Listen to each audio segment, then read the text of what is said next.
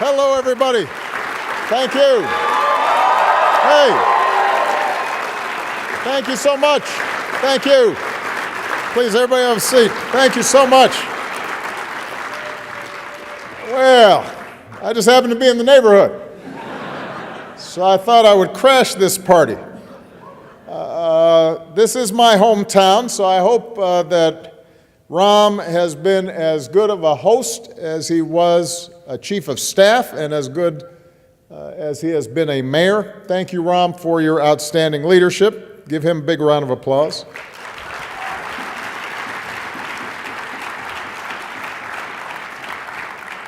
I want to thank also a couple of people whose leadership has been critical in creating America's Pledge, Michael Bloomberg and Governor Jerry Brown. They have been outstanding.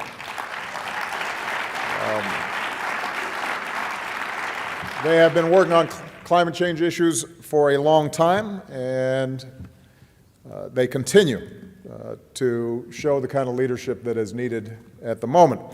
But most of all, the reason I'm here is mainly just to say thank you to all of you.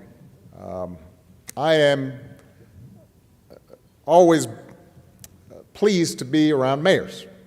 There's something about all of you that requires you to actually work and not just talk. People expect you to perform.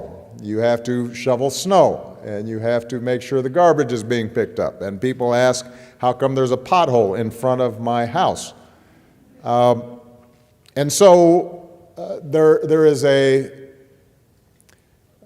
concreteness to your work and a practical mindset that arises because of the constant daily interactions that you have with your constituents that transcends ideology and that allows, when mayors get together, to think in very practical terms about how do we get stuff done.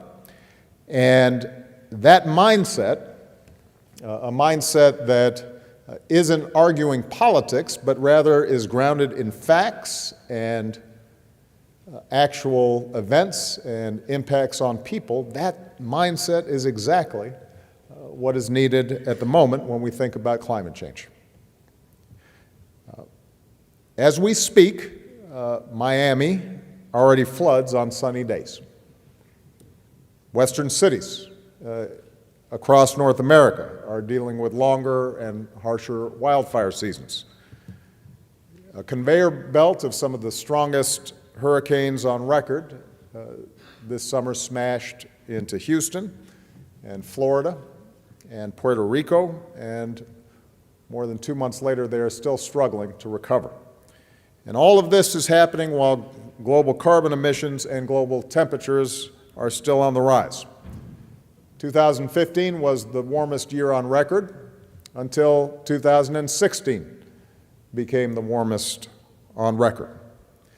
And what that tells us is that climate is changing faster than our efforts to address it. And that's why I made climate change a priority when I was president. It's not because I didn't have other things to do. It wasn't because of some ideological notions about the environment. It was a very practical understanding based on the science that if we did not get this issue right, then just about every other issue was going to be adversely affected. If you were concerned about national security, then you needed to worry about the potential effects of climate change on creating huge new surges of migrants, the potential conflict that arises if you have consistent drought or people unable to feed themselves. If you were concerned about economic development and GDP, you had to take a look at the extraordinary losses that would accumulate as temperatures got higher. There was no aspect of policy that we were concerned about that was not touched profoundly by this issue, which is the reason why It wasn't just the EPA that was concerned about it, the Pentagon and our Joint Chiefs of Staff were concerned about it. And we took action. During the course of my presidency, we more than doubled production of clean energy like wind and solar. We set the first ever national standards to limit the amount of carbon pollution that power plants can dump in the air that our kids breathe. We changed the way that we consume energy, from the cars and trucks that we drive to the homes and businesses where we live and where we work. And we met resistance at every step of the way. And there were skeptics who said that these actions would kill jobs and depress growth. And instead, as we took these actions, we saw the U.S. economy grow consistently. We saw the longest streak of job creation in American history by far, a streak that still continues, by the way. Thanks, Obama.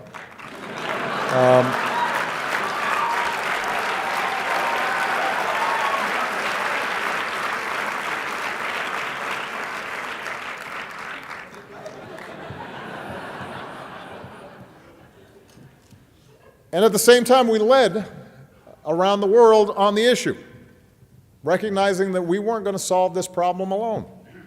And working with China and India and dozens of other countries, we sought to set ambitious climate targets globally. And these are the efforts that ultimately led to the Paris Agreement, an agreement that has the potential to at least delay and potentially avoid some of the worst consequences of climate change. Now, obviously, we're in an unusual time where the United States is now the only nation on earth that does not belong to the Paris Agreement, and that's a difficult position to defend. But the good news is that the Paris Agreement was never going to solve the climate crisis on its own. It was going to be up to all of us. Presidents, national governments can set goals and priorities. We can make sure that there are investments in the research that's required to ramp up the discovery of new energy sources. We have the ability to set standards around which markets can respond and create incentives for the kinds of actions that are taken, but ultimately the work is done on the ground. Ultimately, the work is up to each of us, wherever we have some impact, wherever we have some influence. And that's why America's pledge on climate is so important. It's about more than living up to our responsibilities on the world stage. It's about keeping our word on the world stage. And cities and states and businesses and universities and nonprofits have emerged as the new face of American leadership on climate change. So,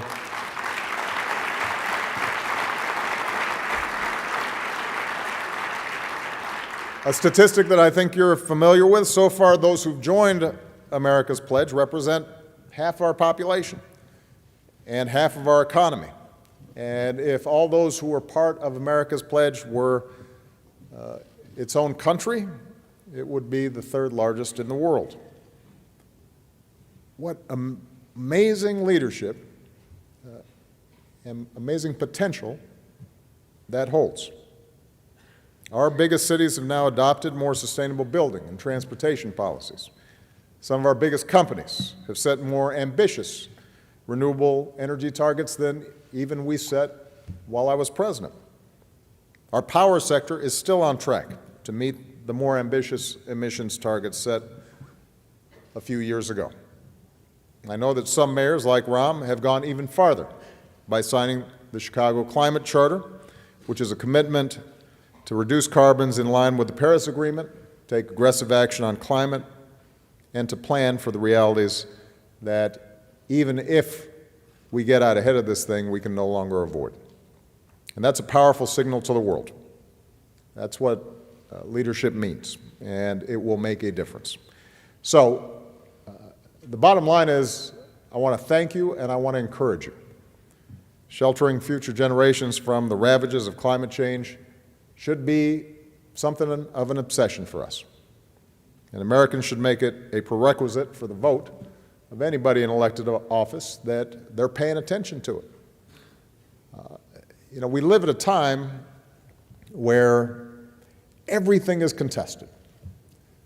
And so often, because of the splintering of our media, it is possible to only occupy a world in which the facts that come in conform to your pre-existing conceptions. And that's a challenge, particularly for democracies, because democracy is premised on the idea that we can disagree, but there is a objective reality out there. There are certain facts that are not subject to opinion and debate. And we may disagree on how we can solve a problem, but at least we can agree that there is a problem. And in this environment right now, I think it's easy sometimes to feel discouraged and to feel as if people are talking past each other.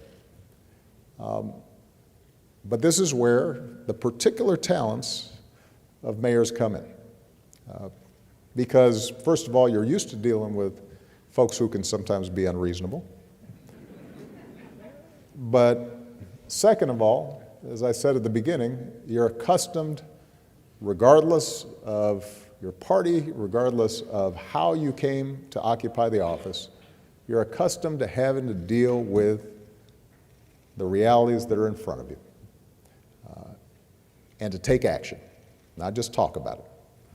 And people will hold you accountable and expect that you're actually going to perform. And there's no place in which that's going to be more important than on this generational issue. Ram and I were talking before we came out, and we have children who aren't so young anymore. They're entering into young adulthood. And we're both getting to the age, although we like to think that we're still fit and haven't slipped, where you become aware of your mortality.